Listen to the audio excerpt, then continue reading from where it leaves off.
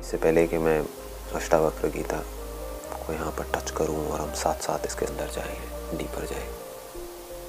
साथ में जाने का मतलब यही है कि आपको पूरी तरह से सुनना होगा कि मैं बोल क्या रहा हूँ, बजाय कि अपने दिमाग में पहले से ही कुछ बिठा करके रखने के। सिर्फ सुनना है अपने प्री कंसीव नोशंस को छोड़ करके। नोशंस क्या है? किसी के दिमाग में बैठा हुआ है कि मुझे तो ये बातें समझ ही नहीं आती हैं, मेरे बस का नहीं है। ये क्या है? नोशन है। किसी को है कि हाँ मुझे तो समझ आ गया है, मैंने बहुतों को सुना है, बहुत ये पढ़ा है, मुझे समझ आ गया है। क्या है? दोनों ही फंसे पड़े हैं। It is about seeing things as it is. आराम से रुक करके, टिक करके, बैठ करके सुनना भी देखना ही है। कि अगर आप सुनोगे अपना सब कुछ छोड़ छाड़ के, मतलब पूरी तरह से खाली हो करके, तो आप भी वो देख लोगे जो मैं देख रहा हूँ। फिर आप जज कर सकते हो कि जो मैं देख रहा हूँ वो सच है मेरे लिए भी और आपके लिए भी, या मेरे लिए तो है आपके लिए नहीं है। Am I speaking from a motive or a hidden agenda or my preconceived notions, or I am talking about reality? तो वो आप बड़े आराम से देख सकते हो। Is it a subjective point of view or a point of view which can be verified again and again by anybody and everybody? Gradually all your doubts will come to an end, not temporarily but permanently. हर तरह के internal conflicts zero हो जाएंगे पूरी तरह से। जो psychological suffering है वो पूरी तरह से ख़त्म हो जाएगी। फिज़िकल लेवल पे जो करना है वो तो करना ही है, उसका इससे कोई कनेक्शन नहीं है। अब पॉइंट ये आता है कि आप सुनोगे कैसे हैं, सुनते कैसे हैं। कि हम ये समझते नहीं है कि सुनना कैसे होता है। सुनो आप सिर्फ तब पाओगे जब आपको इसकी इम्पोर्टेंस समझ आएगी सुनने की। जिस चीज़ की हमारे लिए इम्पोर्टेंस होती है वहाँ पर हम अपनी अटेंशन देते हैं, जिसकी इम्पोर्टेंस नहीं होती है वहाँ से अटेंशन हटा लेते हैं। लोगों की अटेंशन कहाँ है? वहीं पर है ना, जिसकी उनके लिए इम्पोर्टेंस है। लोग हो, चीज़ें हो, पैसा हो, कुछ भी हो। तो अब इसकी इम्पोर्टेंस क्या है, पहले हमको ये समझना है। क्या कोई प्रॉब्लम है भी जिसका हम सोल्यूशन निकाल रहे हैं, या कोई प्रॉब्लम है ही नहीं जिसका हम सोल्यूशन निकाल रहे हैं? Why go through Ashtavakra Gita? हम सबके अंदर दो तरह की प्रॉब्लम्स हैं। एक है जो सब्जेक्टिव है, यानी कि आपको है मुझे नहीं है, मुझे है आपको नहीं है, एक इंसान को है दूसरे को नहीं है। कुछ प्रॉब्लम्स ऐसी हैं जिसको हम फंडामेंटल प्रॉब्लम्स बोल सकते हैं, जो हर इंसान को है। गरीब से गरीब, अमीर से अमीर। इंडिया में भी, यूएस में भी, यूके में भी, हर जगह कोई भी एक भी ऐसा इंसान नहीं मिलेगा जिसके अंदर वो प्रॉब्लम ना हो। उस प्रॉब्लम का हमको सोल्यूशन निकालना है। That is called the fundamental problem. एक आ गई ऊपर के लेवल की प्रॉब्लम्स, वो अनलिमिटेड है हर इंसान की। आपके जितने भी क्वेश्चंस होते हैं वो सब ऊपर की प्रॉब्लम से रिलेटेड होते हैं। मुझे ये प्रॉब्लम है, मेरी ये प्रॉब्लम है। कभी हम ये नहीं पूछते मैं हूँ भी या नहीं हूँ, मैं हूँ कौन। अगर आप अपने आप को कुछ और समझ करके कुछ पूछ रहे हो तो सब कुछ ढह जाता है। जो भी आप पूछ रहे हो, जो भी अपने माइंड में सोच रहे हो, अगर ये मैं ही गलत जगह पर है, मैं आपका है शर्ट के साथ में, तो आप जो भी कुछ पूछ रहे हो अपने आप को शर्ट समझ करके, सब गलत है, सब झूठ है। शर्ट मर रही है, शर्ट पैदा हो रही है, शर्ट के साथ में लोग जुड़ रहे हैं, शर्ट का ये हो गया, शर्ट का वो हो गया, whatever it is, unlimited problems. But हम कभी ये नहीं पूछते रुक करके कि क्या मैं शर्ट हूँ भी या नहीं हूँ, क्योंकि पूरी दुनिया अपने आप को शर्ट बोल रही है, तो हम भी बोल रहे हैं और वो अज्यूम करके पूछ रहे हैं। वो अज्यूम करके आप मुझे सुन रहे हो, क्या समझ आएगा?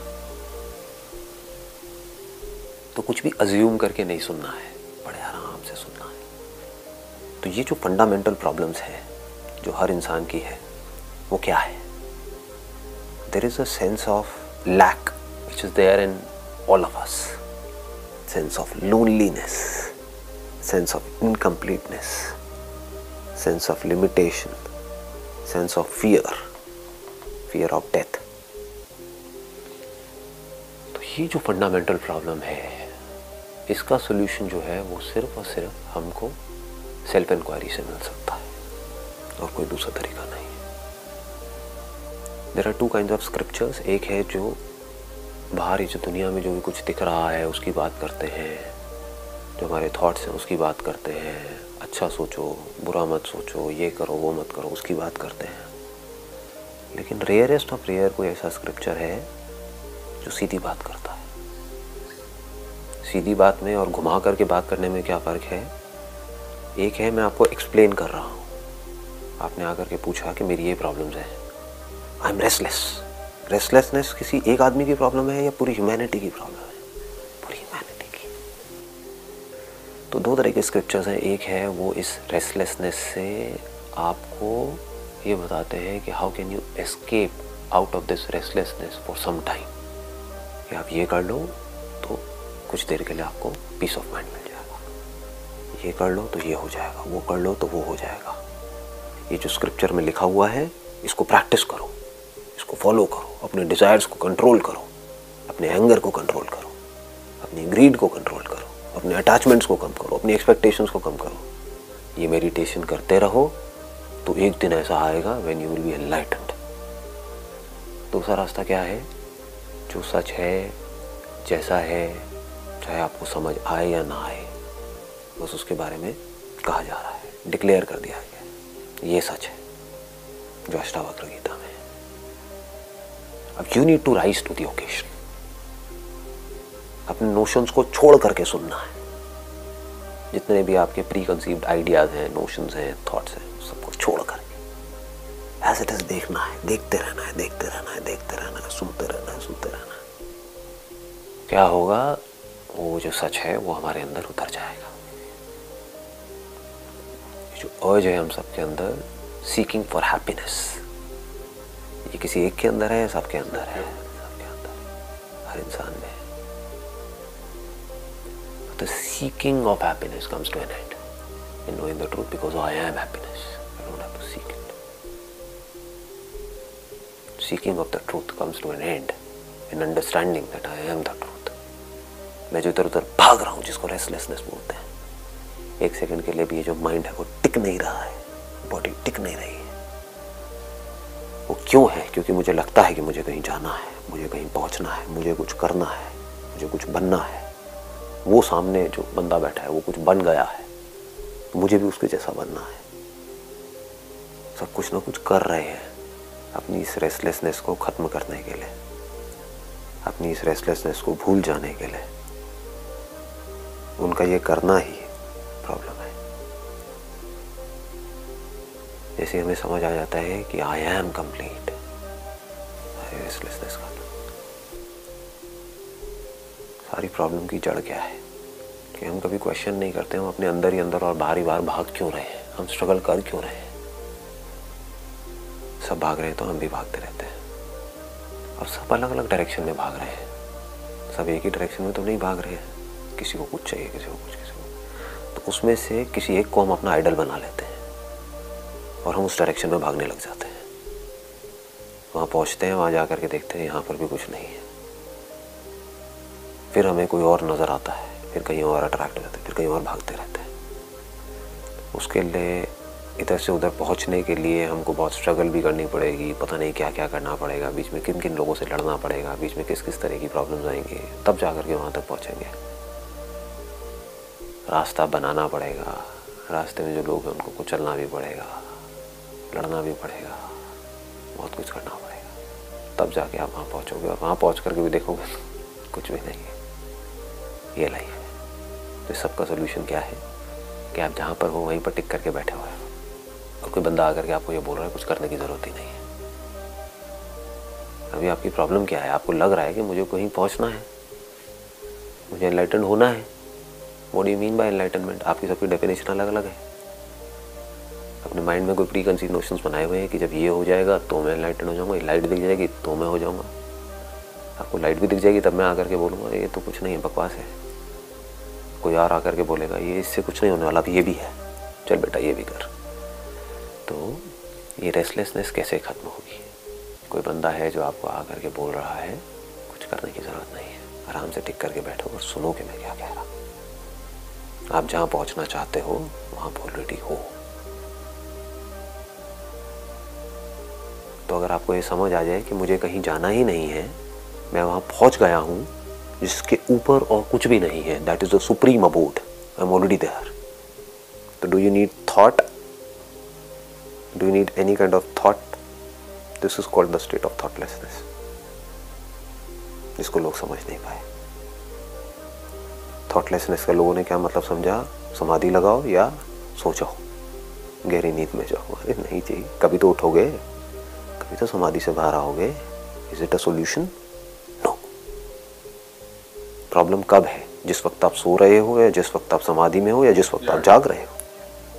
जाग रहे हो तो सोल्यूशन भी तभी निकालना पड़ेगा ना. जागते ही हम हड़बड़ा जाते हैं.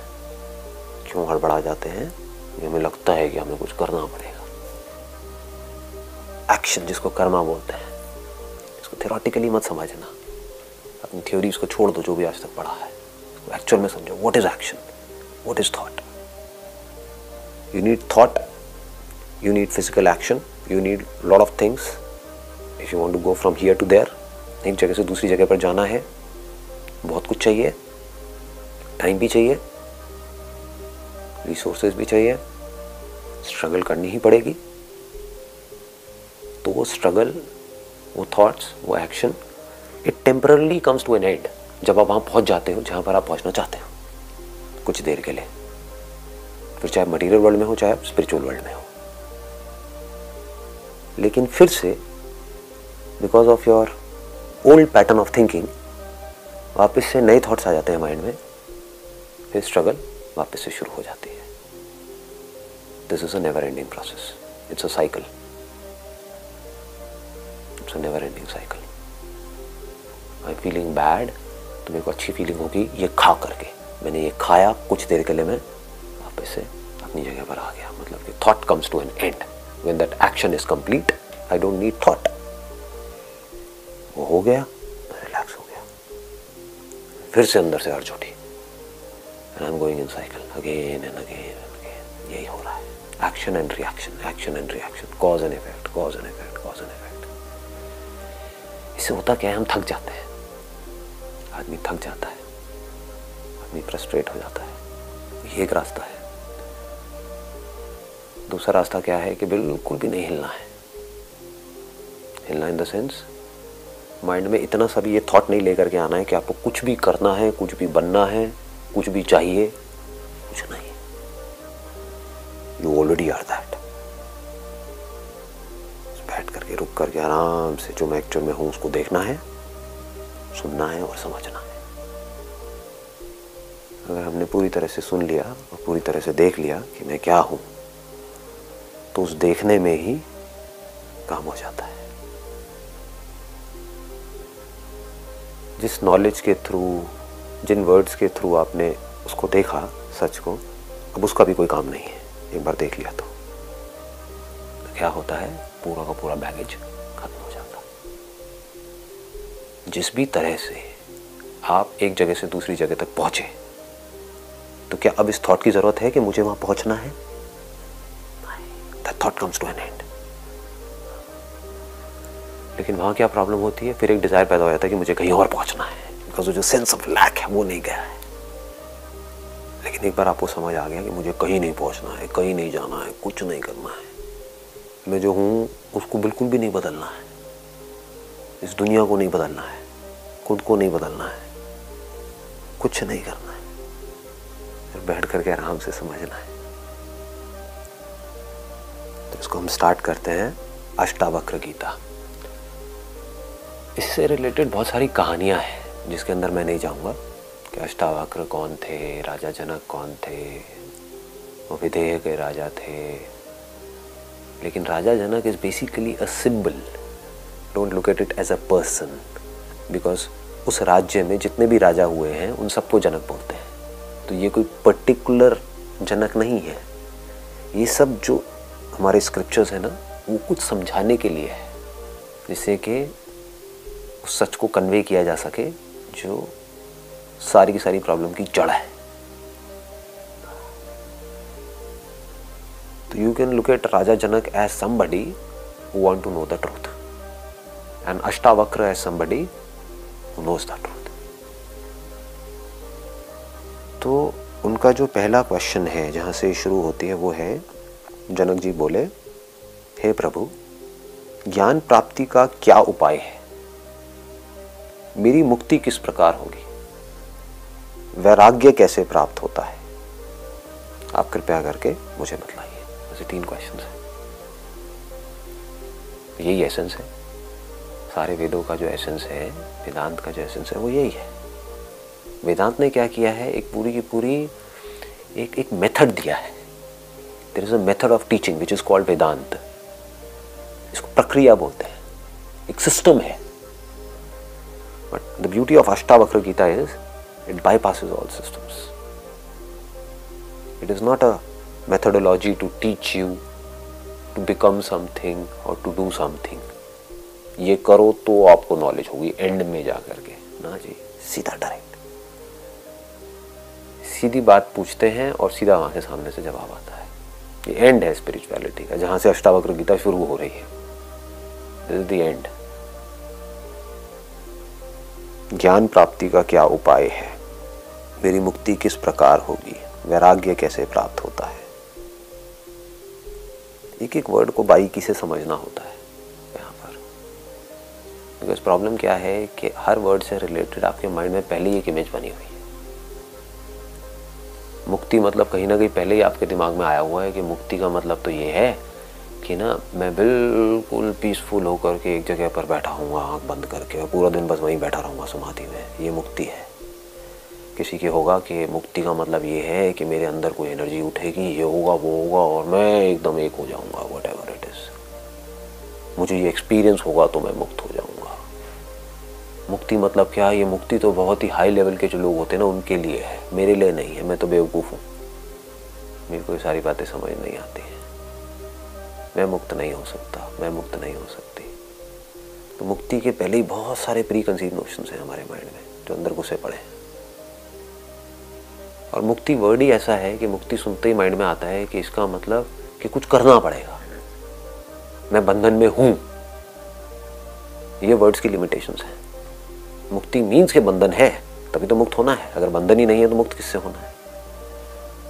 ये रियल मुक्ति क्या है, वो जैसे जैसे हम आगे बढ़ेंगे अभी वो क्लियर होगा कि कोई बंधन है ही नहीं। दैट इज मुक्ति। यहाँ पर बात करी गई है उपाय की कि ज्ञान प्राप्ति का क्या उपाय है। उपाय वर्ड कब यूज होता है?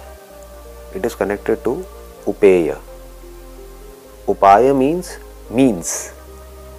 उपाय, जैसे बोलते नहीं है, इसके लिए ये उपाय करना पड़ेगा, इसका क्या उपाय है, इसका क्या रास्ता है। रास्ता किस लिए चाहिए होता है? मंजिल तक पहुंचने के लिए। So upaya is connected to upeya. Upeya means the ultimate goal, the purpose. तो उपाय क्या है ज्ञान प्राप्ति का और उपेय क्या है? उपेय इज मुक्ति, द गोल इज मुक्ति, और इसका उपाय क्या है? दैट इज वैराग्य। वैराग्य मीन्स व्हाट? जो भी आज तक आपने सुना है, समझा है, जाना है, वो सब पे क्वेश्चन मार्क लगा करके उसको छोड़ दो। ना बोलो कि वो सही है, ना बोलो कि वो गलत है, क्वेश्चन मार्क लगाओ और अब आराम से बैठ करके सुनो। दैट इज वैराग्य। नहीं तो ज्ञान कैसे होगा? नहीं तो ये समझ कैसे आएगी इतनी बड़ी बात? अगर आप उसको पकड़ करके अपने अंदर ही अंदर बैठे रहे, जिसको आपने पकड़ा हुआ है वही तो आपका बंधन है। उस सब पे क्वेश्चन मार्क लगा दिया, बस वहीं पर रुक गए। अब क्वेश्चन मार्क लगा करके अपने बिलीव्स को आप एनालाइज नहीं कर रहे बैठ करके, बस क्वेश्चन मार्क लगा दिया। हो सकता है वो सही हो सकता है गलत हो, छोड़ दो। तो आप न्यूट्रल हो गए। अब ना आप यहाँ पर हो, ना आप वहाँ पर हो, ना इधर हो ना उधर हो। ना आप ये कह रहे हो जो भी मेरे को आज तक मैंने सुना है, समझा है, जाना है वो सब गलत है, ना आप ये कह रहे हो कि वो सही है। Let me find out, let me see things as it is. इसको वैराग्य बोलते हैं। मतलब कि अब आप सुनने के लिए तैयार। तो अब उनका क्या जवाब है यहाँ पर अष्टावक्र जी का? यदि तुम मुक्ति चाहते हो तो विषयों को विष के समान छोड़ दो और क्षमा, सरलता, दया, संतोष एवं सत्य का अमृत के समान सेवन करो। अब इन्होंने बोल तो दिया, कितने लोगों को समझ आया? हम जल्दीबाजी में रहते हैं, भटक गए। लाखों लोग भटक गए इसको पढ़ के। क्यों? क्योंकि लोग आते क्या है, कहानियां सुनने की। लेकिन लोग बिना कहानियों के टिक करके सुन ही नहीं पाते हैं, समझ ही नहीं पाते हैं। फटाफट से जो सीधी बात भी होती है उसकी भी कहानी बना देते हैं। क्या कहानी बनाई? यदि तुम मुक्ति चाहते हो तो विषयों को विष के समान छोड़ दो। विषय मतलब क्या? जितने भी सेंस ऑब्जेक्ट्स हैं, हमारे 5 सेंसेस हैं, उनके कॉरस्पॉन्डिंग 5 सेंस ऑब्जेक्ट्स हैं, उसके जितने भी इम्प्रेशंस हैं हमारे माइंड में, जिसको मेमोरी बोलते हैं, वो सब विषय है, वो सब विष के समान है, उसको छोड़ दो। तो इसका मतलब लोगों ने क्या निकाला? फटाफट से लाइन सुनते ही, क्योंकि आदत कहानियों की पड़ी हुई है, तो एक कहानी माइंड में बन गई, सब छोड़ दो, सब छोड़ दो, सब छोड़ दो। क्या हुआ ऐसे लोगों के साथ में? वो बन गए धोबी के कुत्ते, ना घर के ना घाट के। सब छोड़ तो दिया, मिला कुछ भी नहीं, और उनको लग रहा है कि मैंने सब कुछ छोड़ दिया। कहाँ छोड़ा? विषय तो सब कुछ ही है। तो खाना भी छोड़ो, पानी भी पीना छोड़ो, देखना भी छोड़ो, सूंघना भी छोड़ो, ये जो फील होता है ठंडा गर्म, उसको भी छोड़ दो। छोड़ो, अगर छोड़ने का कोई तरीका है तो। लोगों को छोड़ दिया, लोगों ने अपने घर बार छोड़ दिए, बच्चों को छोड़ दिया, भोले वाले बच्चे को, उसको क्यों छोड़ना है? उसने क्या गलती करी है? कौन रखेगा उसका ध्यान? सब छोड़ दो, सब छोड़ दो, सब छोड़ दो। ये छोड़ने वाला कौन है? उसको क्यों नहीं देखते? उसको क्यों नहीं छोड़ते? छोड़ने वाले को नहीं छोड़ा, यानी कि मैं उसको पकड़ के रखा हुआ है और बाहर चीजों को छोड़ने की बात कर रहा है। इसको बोलते हैं भटके हुए लोग। इसको बड़े आराम से समझना होगा, कोई जल्दी नहीं है, बड़े आराम से, स्टेप बाय स्टेप, बिल्कुल पीसफुली। इसका मतलब क्या है? यदि तुम मुक्ति चाहते हो तो विषयों को विष के समान छोड़ दो। इस लाइन का मतलब क्या है? कोई भी दवाई है वो जहर के जैसी नहीं है। तो अगर आपको बीमारी है तो उसमें दवाई लेने में कोई बुराई है? औषधि में कोई बुराई है? नहीं। तो विष को विष के समान छोड़ने का मतलब ये है कि जो विष की सही जगह है उसको वहीं तक रखो, ना ज्यादा ना कम। तो आपने छोड़ दिया। बीमार हो और आपने दवाई को छोड़ दिया तो मर जाओगे। मर जाओगे तो आपको ज्ञान कैसे होगा? ज्ञान किसको होगा? दवाई चाहिए थोड़ी सी, खाली बहुत ज्यादा, तो भी मर जाओगे। तो जो ज्यादा और कम है, एक्सट्रीम है। एक्सट्रीम में खाना या बिल्कुल ही ना खाना, इसको छोड़ने की बात की जा रही है। ज्यादा पानी पियोगे तो भी गलत है, नहीं पियोगे तो भी गलत है। In one word, moderation. हर चीज लिमिट में करनी है। अगर आप लिमिट में कर पा रहे हो तो आपसे बड़ा तपस्वी और कोई नहीं है। यही सबसे बड़ी तपस्या है। तो जो बंदा लिमिट में सब कुछ कर रहा होगा, अब वो पीसफुल है, अब वो सुनने के लिए तैयार है। जो भूखा होगा और बैठ करके सुन रहा होगा अष्टावक्र जी को, वो नहीं सुन पाएगा। उसका ध्यान अपनी भूख की तरफ होगा। जिसने बहुत ज्यादा खाया होगा वो भी नहीं सुन पाएगा, सो रहा होगा। लेकिन जिसने लिमिट में खाया होगा, ना ज्यादा ना कम, कोई दिक्कत ही नहीं है। खाने की वजह से प्लेजर होता है, क्या उस प्लेजर को छोड़ सकते हैं हम? क्या वो प्लेजर बुरा है? क्या बुरा है? अच्छा है। उसी की वजह से तो आप खा रहे हो। अगर खाने में बिल्कुल भी प्लेजर नहीं होता, पेन होता, तो हम खाते क्या? मर जाते हैं। तो प्लेजर को भी नहीं छोड़ना, खाने को भी नहीं छोड़ना, लोगों को भी नहीं छोड़ना, कुछ भी नहीं छोड़ना। जिस चीज की जितनी इंपॉर्टेंस है उसको उतनी ही इंपॉर्टेंस देनी है। लाइफ में शांति से आगे बढ़ना है। You can call it the middle path, call it a balance life. एक आपने क्या छोड़ा? आपने एक्सट्रीम में चीजों को करना छोड़ा, उसको छोड़ना बोलते हैं। और दूसरा, आपने अपनी समझ के लेवल पे इस गलतफहमी को छोड़ दिया कि जो विषय है, ये जो सेंस ऑब्जेक्ट्स है, this is the and in itself. ये सब उपाय है, उपेय नहीं है। यानी कि ये सब मीन्स हैं एक एंड तक पहुंचने का। This is not the and in itself.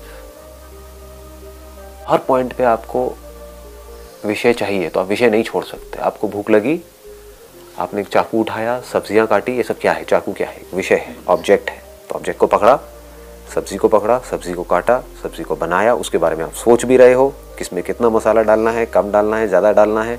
तो आपने ना थॉट्स को छोड़ा, उसको देखोगे तो मुंह में पानी भी आएगा, क्योंकि अगर टेस्ट अच्छा लगता है आपको, तो बचपन से आपकी अपब्रिंगिंग ऐसी है, तो उस फीलिंग को भी नहीं छोड़ा, किसी भी चीज़ को नहीं छोड़ा। खाना बन गया, आप खाना खा रहे हो, लिमिट में खा रहे हो, ना ज़्यादा खा रहे हो ना कम खा रहे हो। ये सब करके क्या हुआ? आपको अच्छी हेल्थ मिल गई। अब उस अच्छी हेल्थ को यूज करना है सच को जानने के लिए और सच को समझने के लिए। तब आपने विषय को छोड़ दिया। ये पूरी दुनिया मीन्स में और एंड में कंफ्यूज्ड है। मीन्स को एंड बना लिया है। पैसा एक मीन्स है, एक जरिया है। पैसा प्रॉब्लम नहीं है। आप पैसे को एक एंड गोल समझ रहे हो, ये प्रॉब्लम है। या पैसे से जो आपको मिल रहा है उसको आप एंड गोल समझ रहे हो, ये प्रॉब्लम है। पैसा मुझे चाहिए, क्यों चाहिए? ताकि एक कंफर्टेबल लाइफ मिले। कंफर्टेबल लाइफ क्यों चाहिए? ताकि मैं एक पीसफुल माइंड से ये समझ सकूं कि मैं कौन हूं और मेरी जो भी स्ट्रगल है उसकी जड़ क्या है। यानी कि अगर इसको मैं सम अप करूं तो एक है मॉडरेशन, दूसरा है being absolutely clear about the means and the end. अगर हमको ये समझ आ जाएगा तो हमारी अटैचमेंट्स ऑटोमेटिकली खत्म हो जाएंगी। इसी को वैराग्य बोलते हैं। डिटैच होना नहीं पड़ेगा। जैसे गाड़ी में पेट्रोल, अगर हमको समझ आ जाए कि जो भी कुछ है इस दुनिया में वो बिल्कुल गाड़ी में पेट्रोल के जैसा है। I am on a journey for understanding the self. उसके लिए जो भी कुछ है सब गाड़ी में पेट्रोल के जैसा है, तो मेरी पेट्रोल से अटैचमेंट नहीं है। इसको वैराग्य बोलते हैं। इसका जो अगला पार्ट है उसको हम कल टच करेंगे।